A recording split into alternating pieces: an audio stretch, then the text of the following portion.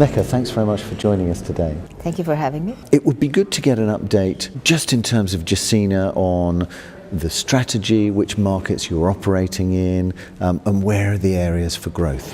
Well, Gecina is today the largest office company in Europe in terms of the size of the portfolio, around 19 billion euros, and the capitalization, which is more than 11 billion euros, is a very large company, the fourth largest REIT in Europe after Unibail, Vonovia and Klépierre, and the third champion in France, actually. But the strategy of Gecina is based on centrality, and because what we want to deliver to our shareholders is the total return. So we want to make sure that we have the recurrent cash flow, the recurrent return, plus the capital gain we are creating over time. So by doing this, and the centrality makes sense because being central means that we are well connected, that we have all the facilities around, that we can offer to people to live close to their jobs, to get access to leisure, to get access to shopping, to get access to all kind of activities, and to have the right connections. So this is what we are aiming to become, and by the acquisition of Eurosec last year, we almost have achieved a very large part of it and gave scale to the company. And in terms of just looking at the office sector, how do you see that developing? Do you see good opportunities still in the sector? I'm used to say that we don't buy core, but we create core assets. And today, I must say, by the acquisition of Eurosec, we have enough, to do within our own portfolio that keep us quite busy. It becomes very hard, but what we do not want to do is to be less demanding in terms of returns, less demanding in terms of capacity, less demanding in terms of how to manage things to happen. So we would like to keep our discipline.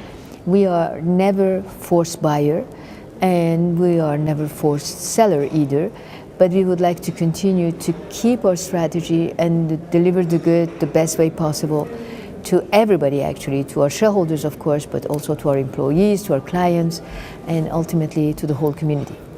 And that's interesting because ESG has become a much bigger topic, I think, over the last 2 to 3 years.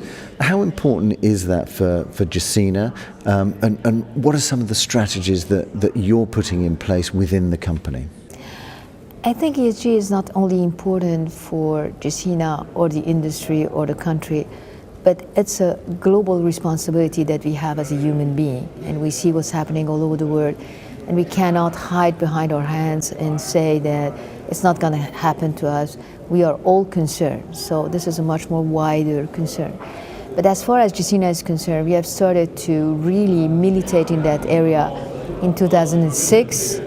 By the way, we were very ahead of everybody else and probably not very successful, but since 2008, we have really organized, we have a team, we have people dedicated to that, we have put transversal obligation throughout the company, and now we are moving from a silo perspective, looking at label certification, biodiversity, carbon law, whatever, but on a silo basis, on a much more transversal vision of what we are doing and developing, seeing what is going to be the benefit for our clients, and as a consequence, how our employees can understand that and deploy it, and what is the benefit ultimately for our shareholders, because you can distribute what you earn and nothing else. So the more we are successful in our profitability, the better we can also distribute around us. And this is really something we are very committed to do and to deliver. On the top of that, we have done a lot on the social side. Gecina, before everybody else, has applied the French law of at least 40% of either gender at the board of directors. Today we are 50-50. 40% of our executive members at the executive committee are female, including the CEO of the company, but also the head of the offices. And 60% of our collaborators, of our employees, are female, but we have reduced sharply the salary gap from 17%, to plus minus 3%. So today there is no more an issue in Gecina to consider that there is a concern about the salary gap. So it's all about competency, talent, and capacity to deploy. Great, and congratulations to you also on becoming the Vice President of EPRA. Thank you very much. Taking over from Ralph Buch. Just tell me a little bit more about that. And it's interesting, I think, because we've been talking about diversity, that this is the first time actually that a woman has held that post. So a special congratulations on that, because it means what you've been doing in terms of diversity is beginning to pay off.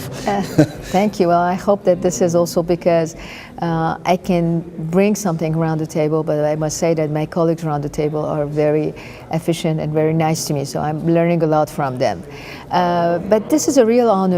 I think that EPRA is celebrating its 20th anniversary next year, and it's very important to see how this organization have moved from a very small group or club to something much more organized, much more over pan-European, and including a lot of energies and providing a lot of support to all the board, all the members.